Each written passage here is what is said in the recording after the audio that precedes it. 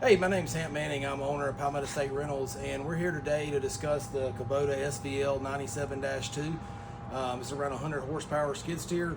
I know that District 8 and the DOT has this unit along with a Fecon Bullhog 74-inch drum mulching unit.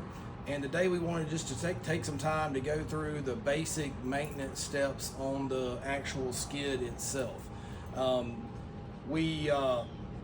I know y'all probably have a general introduction to the unit, but I want to go through some more specific things that we've seen during our visits and with our discussions with the different counties. So first of all, I want to go back to the back. And on the back of the unit, obviously you open the bonnet door here.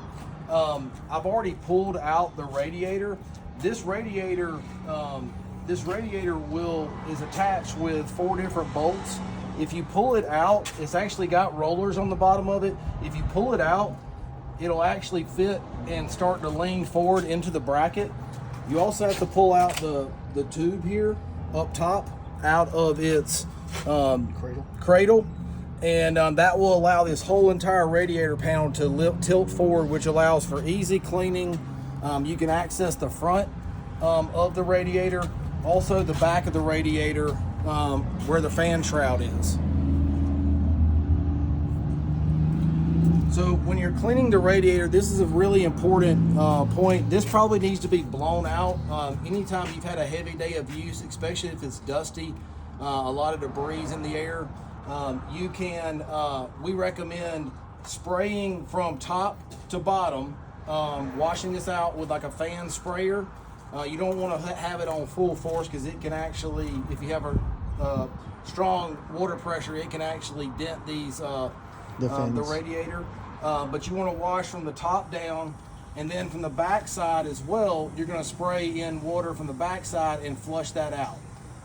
The other thing is on the top of your engine compartment, this comes up, okay? And there is this panel, it's 4 bolts.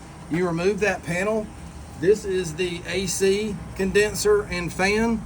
You want to make sure that this is cleaned out probably at least once a week. If not, again, if you've had heavy use, it can be done sooner, but this needs to be cleaned and blown out, and you can spray that as well with water. Another area is your intercooler.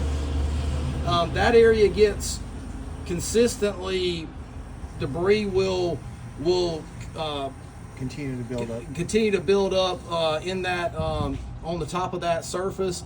That's just 4 bolts as well. That panel comes straight off. You can blow that off and also spray that out as well. Along with that, you've got your engine compartment.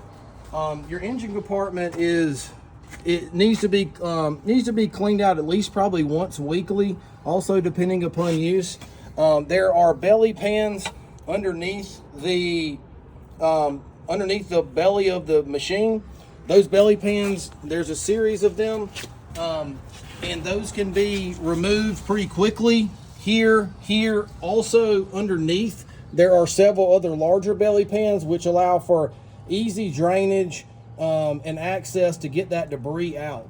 Once you've removed those belly pans, you can spray with just water down into the engine compartment, and it will allow that stuff to flush out from the bottom.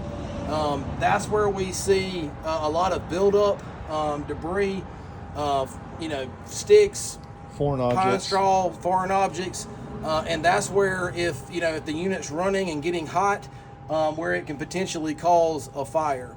Also, along that same line, you've got your arm compartments, your lift arm compartments. Debris gets into here, and it will build up over time. On the 97, there's a front plate right behind the track. Right here is 4 bolts. It's on each side. You can take that plate off, and then you can access that panel, pull that debris out, and also spray down your arm compartments to flush out both arm compartments. Again, that probably needs to be done at least probably once weekly with, if you've had heavy use. But again, it's all dependent upon use and inspecting the unit. You know, don't assume that, you know, if it's only been ran for a day or two. It all depends on the conditions, how much debris, how dry the air is. Again, it's not going to hurt to do this more often than not. But what we see is these are typical compartments that become, you know, obstructed with debris and dirt, which causes restriction of airflow, which then causes overheating, which then can cause potential fires. The other thing is, we noticed on a couple of visits that the fuel that was being used had a lot of contamination, water and particulate in the fuel. If you notice here, this is your fuel water separator. That should be fairly clear. This is drainable. It does have a drain on it, which is you can pull out. That can be drained out through the bottom of the belly pan. But this unit can be turned here on this this white valve. You can unscrew it. It will start to drain. If you want to actually take this unit out to clean the filter and clean this fuel water separator, you need to turn off your fuel. Then you can unscrew, clean that filter, make sure that seats properly with the O-ring, and then you make sure you turn your filter back on. If you've lost fuel from this unit, you will need to cut that key on, let it prime itself again prior to starting. So make sure you're monitoring that.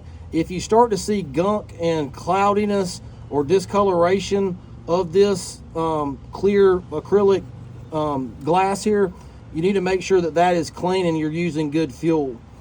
The other thing is your hydraulic fluid, making sure that we're putting good, clean, water-free hydraulic fluid. Again, give us a call if you have any type of hydraulic leak. The hydraulic system should not be losing hydraulic fluid on a regular basis unless there's been an issue or a leak. And if that's occurring, give us a call, but we want to make sure there's good, clean AW46 going back into that unit. Again, we're here to help. Don't hesitate to reach out, myself or Andrew, 803-680-4086, option 1. Give us a call. Thank you.